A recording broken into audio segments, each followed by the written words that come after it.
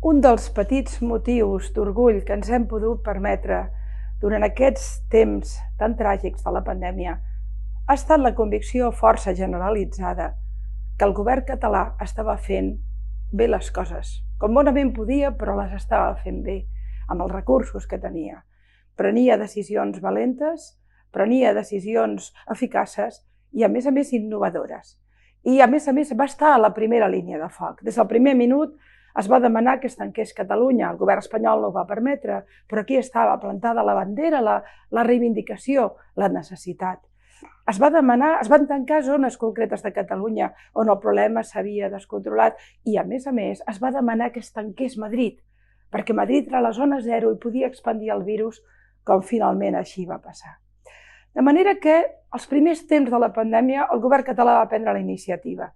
No sempre va poder fer les coses que havia de fer, perquè no hi ha els recursos econòmics, perquè l'Estat s'havia quedat pràcticament totes les competències i ho havia recentralitzat tot i prenia males decisions, i perquè tenim la Generalitat i el govern que tenim, que és bastant de fireta, desgraciadament. Però aquí estaven, prenent la iniciativa, vam ser fins i tot lloats per Europa. A Catalunya està fent coses molt ben fetes. He de dir que des de fa un temps, però, el govern català ha perdut la iniciativa. I en aquests moments la impressió que en tinc, i és una impressió dolorosa, és que es mantenen en la inèrcia de les decisions del primer temps, sense entendre que han canviat les circumstàncies, les variables, que el teixit productiu i econòmic està molt destruït i que, per tant, s'han de prendre mesures amb molta intel·ligència. La decisió de la setmana passada de tancar abruptament, enmig de la setmana, bars i restaurants, ha fet un mal incalculable a milers de petites empreses familiars que ja venien d'una situació molt precària i moltes de les quals tancaran. El Gremi de Restauradors parla de fins a un 40% de tancaments. Prendre aquesta decisió, quan, per altra banda, no s'atacava directament el nucli fonamental, l'horari fonamental de la infecció, que és la nit, era incomprensible.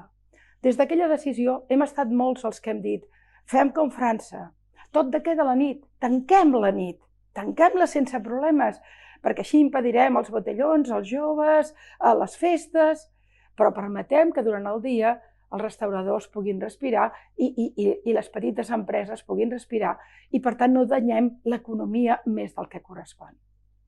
Va estar endebades, no ens ha fet cas ningú.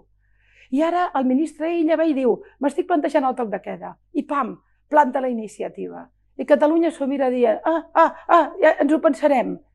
Què està passant? Què li passa al govern català? Ha perdut la brillantor, ha perdut la iniciativa, ha perdut la capacitat de prendre decisions. I ara, en aquests moments, sembla com una repetició permanent de velles maneres de fer en circumstàncies noves. Caldria recuperar la iniciativa amb eficàcia i amb valentia, i amb coratge, sens dubte, però sobretot amb intel·ligència. En aquests moments, això no està passant. I a Espanya s'està quedant no només les competències i el relat i l'autoritat, s'està quedant també la capacitat de liderar les iniciatives, malgrat que ho ha fet molt pitjor. Pensem-hi.